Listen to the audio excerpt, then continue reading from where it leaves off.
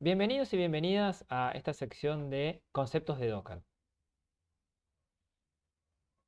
¿Qué suele suceder cuando iniciamos un nuevo proyecto? ¿Cuál es el camino del desarrollador? Usualmente solemos rescatar algún proyecto previo que hayamos realizado o que nos haya gustado, o, por ejemplo, copiamos alguna estructura que hayamos encontrado en Internet. Vamos instalando las dependencias que vamos necesitando para resolver este problema que tenemos adelante. Configuramos variables de entorno, por ejemplo, para distintos ambientes. Agregamos archivos de configuración. Incorporamos assets, me refiero para los que vienen de desarrollo web a imágenes, JavaScript, por ejemplo, o hojas de estilo. Resolvemos el problema finalmente o se nos acaba el tiempo, lo que suceda primero. Y un día nos toca subirlo a la nube.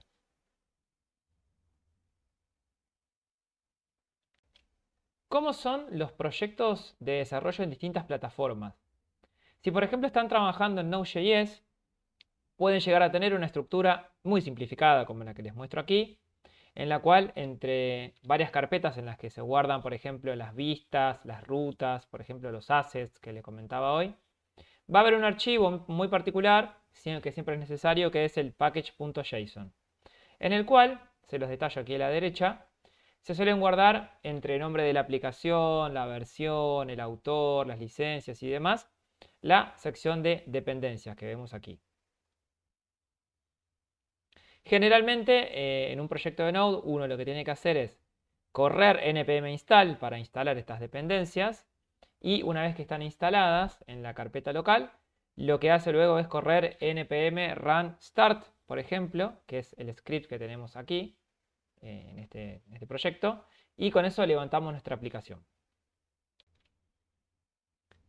En un proyecto de Java, por ejemplo, solemos tener una estructura de este tipo, como la que les muestro aquí, en la cual hay un archivo que es el pom.xml, que está aquí abajo, que consiste en una estructura, digamos, de etiquetas, entre las cuales está una que es dependencias, que se las destaco aquí, en la cual se detallan cada una de estas dependencias con su nombre y su versión, por ejemplo, como podemos ver aquí. Generalmente, lo que uno tiene que hacer para buildear estos proyectos, para construir estos proyectos, es correr el comando mbn, que significa Maven, llamando el archivo pom.xml, que es este que vemos aquí. Eso nos va a generar una carpeta con todas las dependencias del proyecto. Y luego, para poder correr este proyecto, lo que tiene que hacer uno es correr el comando java -jar, indicándole que está corriendo el archivo .jar, y el nombre de la aplicación. Con esto logramos tener nuestra aplicación Java funcionando. En un proyecto de Python, por ejemplo, con una estructura muy simplificada como la que les muestro aquí, podemos tener una carpeta con el código fuente, aquí la que dice src de source, una carpeta de documentos, una carpeta de test, y hay un archivo que nos interesa que es el requirements.txt, que les detallo aquí a la derecha, en el cual uno va listando todas las dependencias que necesita nuestro proyecto, posiblemente con la versión, y generalmente uno lo que hace es correr el comando pip install -r, haciendo referencia a que vamos a instalar con un archivo de dependencia como el que vemos aquí. Y luego, para correr nuestra aplicación, solemos llamar al comando Python y el nombre del script que queremos correr, como por ejemplo app.py. En otras plataformas, como por ejemplo en .NET, PHP, Ruby, Go, es similar, digamos. ¿Qué les quiero ilustrar con esto? Que aunque trabajemos en plataformas distintas, la estructura subyacente es muy similar, digamos. Generalmente uno tiene dependencias o archivos adicionales que necesita a la base de código, adicionalmente a la base de código con la que uno está trabajando. Además, hay una característica que es que nuestras aplicaciones suelen necesitar otros servidores o bases de datos para funcionar, como por ejemplo algunas que les listo aquí. Distintos tipos de base de datos para distintos propósitos. Previamente, para llegar a la nube, lo que teníamos que hacer era, primero probar que todo funcione bien en forma local. Luego, solemos sipear el código fuente con nuestro proyecto. Luego tenemos que instanciar una máquina virtual en EC2, en el caso de Amazon, o en Compute Engine, en el caso de GCP. tendríamos luego que acceder vía el protocolo SSH a esa máquina, subir el código, instalar las dependencias en esa máquina virtual, rezar para que no nos hayamos olvidado nada, porque siempre nos olvidamos algo, y finalmente correr nuestro proyecto. ¿Qué pasa si no funciona? Bueno, generalmente hay una respuesta que solemos dar los programadores que es, funciona mi máquina, ¿no? Entonces, a lo cual nuestro gerente de turno nos podría decir, bueno, perfecto, si funciona en tu máquina, envíame tu máquina, así se la envió al cliente y problema resuelto, ¿no? Bueno, esta es la necesidad que queremos ilustrar, ¿no? Que dio el nacimiento a Docker. Este enfoque que les ilustraba puede funcionar bien para deployar una vez o un par de veces. ¿Qué pasa si tenemos, por ejemplo, que replicar nuestra aplicación muchas veces? ¿Qué pasa si nos peleamos, por ejemplo, con el problema antes de subir a la nube? ¿Qué pasa si, por ejemplo, queremos construir el ambiente que necesita nuestra aplicación una sola vez? Bueno, esta es la propuesta de los contenedores. Llevar este ambiente de un entorno a otro, sea del ambiente local al ambiente productivo. La herramienta que nos va a facilitar esta tarea va a ser la de nuestra ballena preferida, que es Docker, que aquí la podemos ver con su logo en nuestro querido billete de 200 pesos, y también la pueden ver aquí en el fondo de mi living. Docker nos permite que una máquina de base pueda compartir tiempo de CPU, espacio de memoria y espacio de disco con pequeñas máquinas llamadas containers o contenedores. Me van a escuchar decirlo de una forma u otra. Es mucho más óptimo que la virtualización clásica porque no levanta un sistema operativo completo. Nos provee de una forma de ejecutar software de forma segura, en un entorno aislado, empaquetado y con todas sus dependencias y librerías. ¿Cuál es la diferencia por ahí con virtualización que les comentaba recién? Generalmente cuando uno virtualiza, lo que tiene que tener sí o sí de base es una infraestructura, ¿no? Uno tiene que tener hardware, que puede ser una máquina local, un servidor o la misma nube, digamos. Generalmente uno tiene un sistema operativo host, que se llama, que es el que va a utilizar para virtualizar.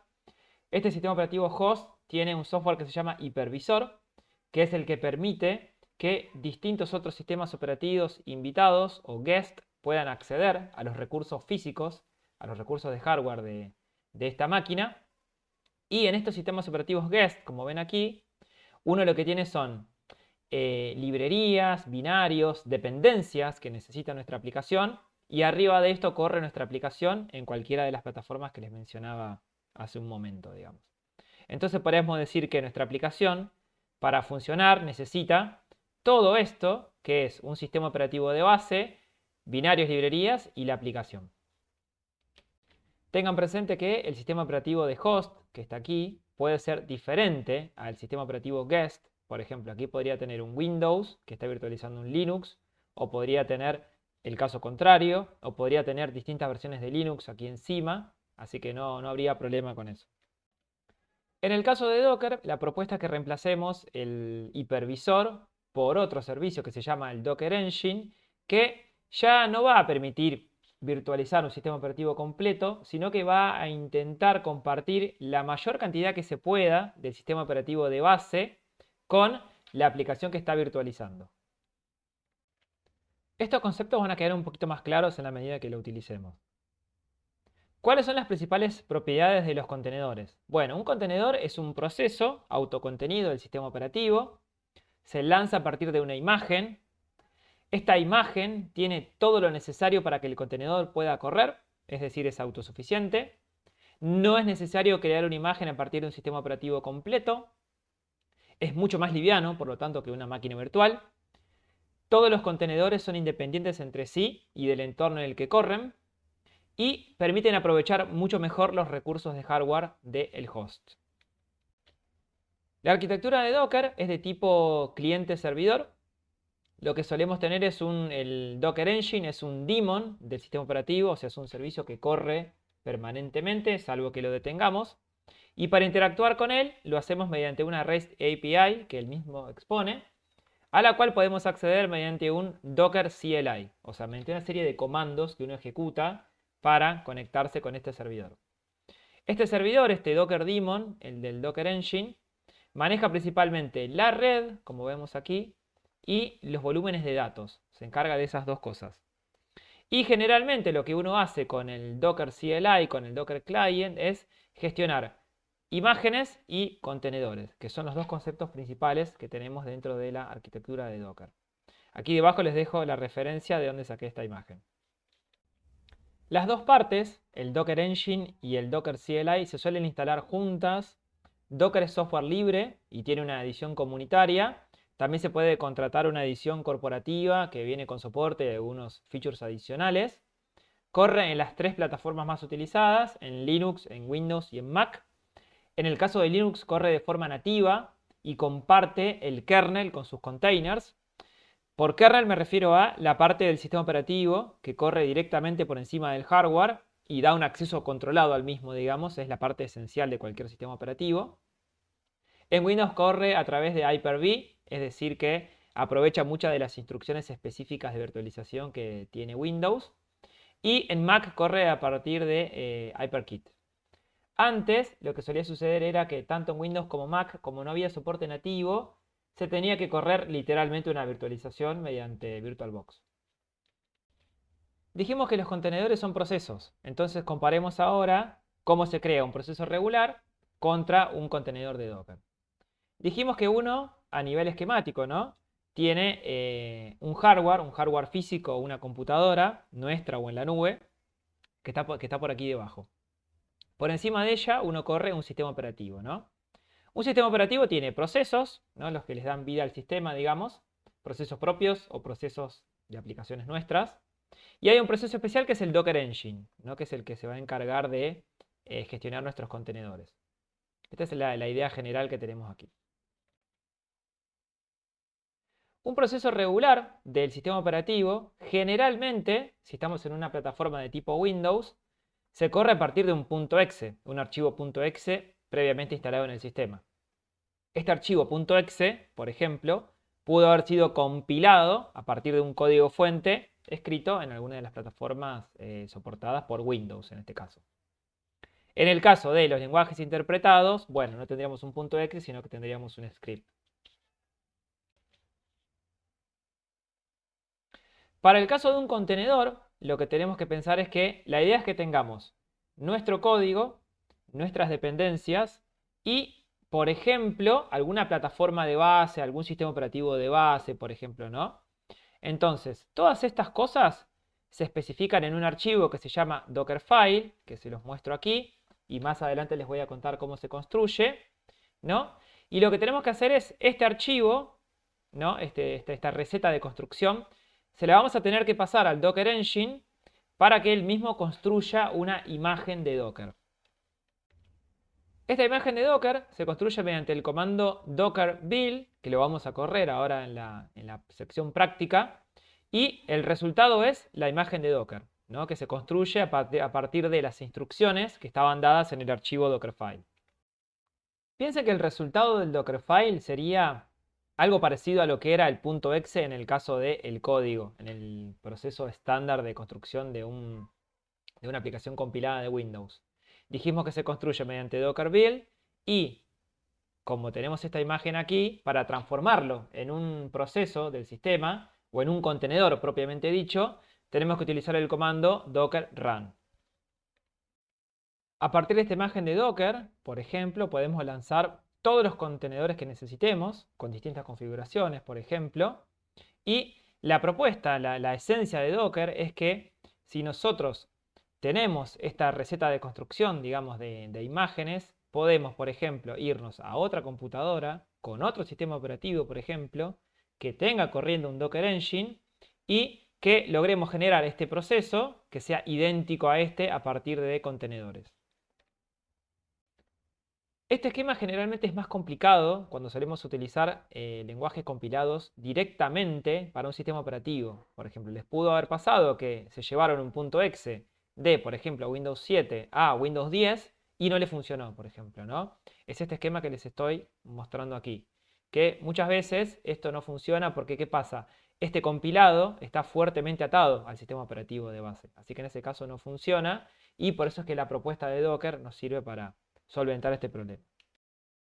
Entonces, para recapitular algunos conceptos, si sabemos que tenemos un cliente de Docker, un comando que solemos utilizar es docker build para construir imágenes, ¿no? Desde nuestra máquina local. Docker pull nos permite traer imágenes desde la nube, desde un registro de Docker.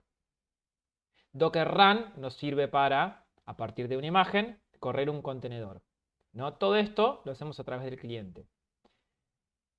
En nuestra misma máquina o en una máquina remota también, en el Docker host, como se le suele llamar, donde haya corriendo un Docker Engine, o sea, un Docker Daemon, el mismo se va a encargar de administrar las imágenes y los contenedores, ¿no?